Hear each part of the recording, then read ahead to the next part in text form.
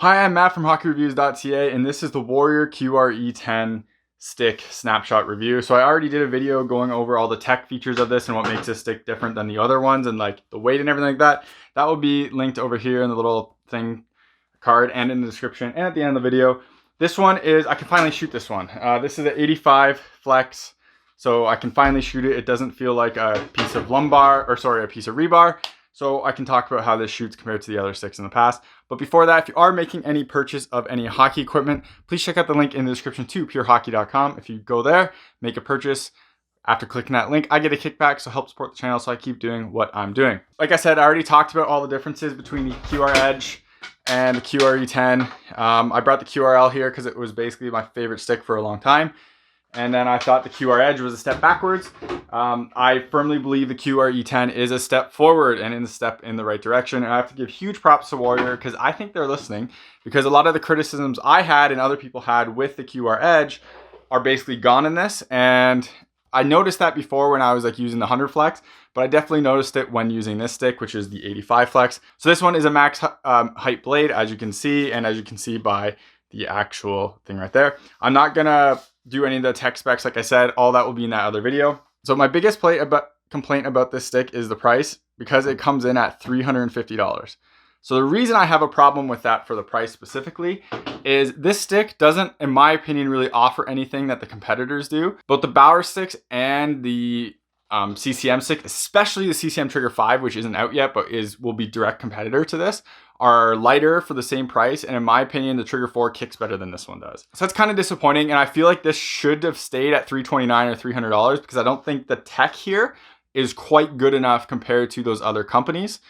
With that said, this is not a bad stick at all. It's just, it doesn't blow me away like when I use FT3 Pro or when I use an ultrasonic or when I used Trigger 4 Pro. Like the shooting of this wasn't quite on that level. So that's why this is kind of disappointing. With that said, I enjoyed shooting this stick quite a lot. You'll see my shots in here. My accuracy is trash. Don't judge me that much. I don't have a ton of time with this stick. I can't just keep shooting and get used to it. I have to just use it really quick. So my accuracy is trash, but I'm more looking for how the puck is coming off the blade and how I'm shooting it. And honestly, it felt really good. I feel like I could definitely dial this in and it would be like pretty solid. Balance of it is way better than what the QR Edge was. The blade, you can tell where it is all the time, especially when shooting. The blade is also super pingy.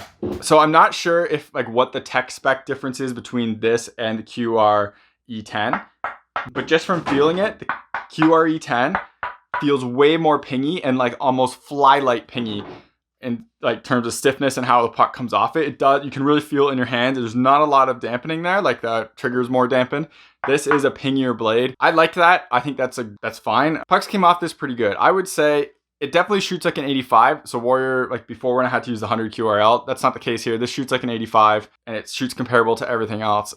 But I was happy with the release. It didn't feel like it was hindering me. It didn't feel like I had to work really hard. It just came off pretty easy, the way I'm used to like good covert sticks are. The QR Edge, like I wasn't a fan of, more for the balance shooting was okay, but this one is, in my opinion, just better overall. I think Warrior has really gone back to making a really solid stick on here. So I got to give them props for that. The taper is, I'm pretty sure, the same. It's just they use graphics to actually show it off way better than what was on the QR Edge.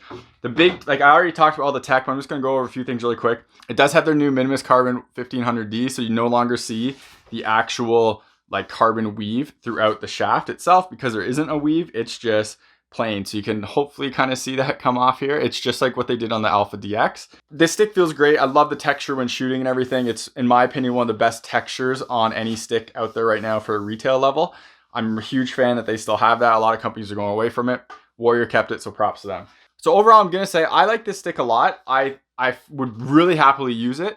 My only concern and kind of complaint is, because it's the same price point as like a Trigger 4 Pro, and then in the future Trigger 5 Pro, I get a quicker release with that stick and I feel my shots are harder with that stick. So this one, in my opinion, doesn't quite push the boundaries like that one does. It's solid all around, but it's not quite like pushing things. And the Trigger, I think 5 Pro is 365 grams when it's the same length as this, which is unreal. And this one, I'll put it up here with the weight of what the weight of the 100 flex one was, which is going to be the same as this anyways. So it's like, I'm really impressed. I'm impressed with it. I'm happy with it. It's hard to, the other companies are pushing things so far. It's hard to be like, this is really awesome, you need to get it, when those other companies are doing so much more, basically. It's a solid stick. I hope Warrior does well with this, because they definitely listen to feedback, and they're definitely brought the balance point back right to this, and so you can actually feel the blade, which is I'm a huge fan of. But it's not game breaking or anything like that. I'd recommend it, especially if you're a Covert fan, or specifically an older Covert fan. If you're a huge fan of the QRE Edge, you might not like this that much. But like, I was a huge fan of the QRL. I like this a lot better. But yeah, check it out. Definitely pick it up. Take a look at it. I think it looks absolutely stunning. It's kind of more muted than other ones were before, because it doesn't have all that color here. But great colorways, great use of paint. So huge fan of that too.